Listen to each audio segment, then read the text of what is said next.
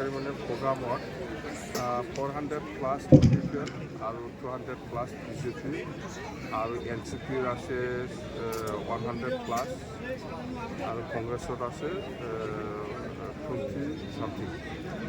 মুঠতে আজি যিটো পশ্চিমৰ UPF দলৰ যিটো উদ্যোগত যিটো জইনিং চেৰেমনি হৈছে খুব ভাল প্ৰগ্ৰাম হৈছে।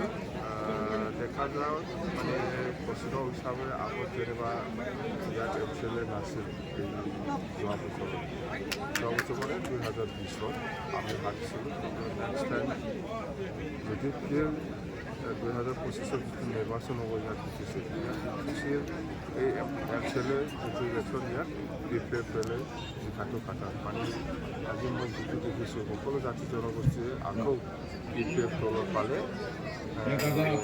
ঘূৰাই আহিছে।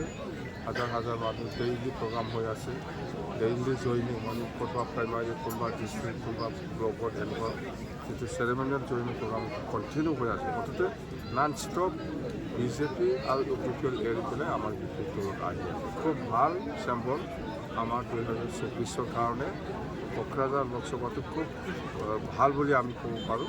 মুঠতে আমি জিকিম আৰু 2024 নিৰ্বাচনৰ যিটো MP ইলেকশ্যন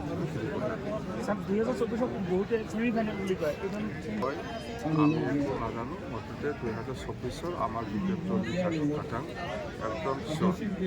আৰু প্ৰমোদ বড়োৱে আজি যিখিনি কাম কৰি আছে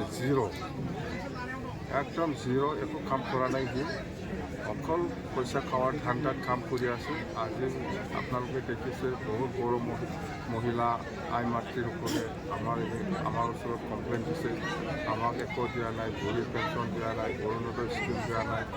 ইহঁতৰ UPFLৰ মানুহে একজনে 2টা 3টা স্কিম লৈছে বুলি এনেকুৱা কমপ্লেইন দি আছে। গতিকে অকল বড়োৰ কথা নহয়, মুছলিম মহিলাসকলেও কমপ্লেইন দিছে, ৰাভা মহিলাসকলেও কমপ্লেইন দিছে, বেংগলীসকলেও কমপ্লেইন দিছে। মুঠতে UPFL চৰকাৰে আজিৰ দিনত কোনো জাতি জনগোষ্ঠীৰ একো কাম কৰা নাই, জিৰ'।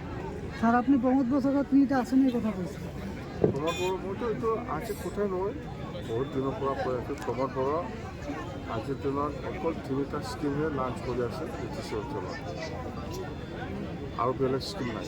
ৰাস্তা বনোৱা, দলং বনোৱা, হস্পিটেল বনোৱা, স্কুল কলেজ বনোৱা বা এনেকুৱা কিবা একটা বনোৱাৰ কোনো স্কিম নাই। তাৰ লগত স্কিম আছে, 1 নম্বৰত আছে আপুনি যদি UPFL মিটিঙত নাযায় তেতিয়াহ'লে PMAY ভোটটো কাটি দিব নাপাব।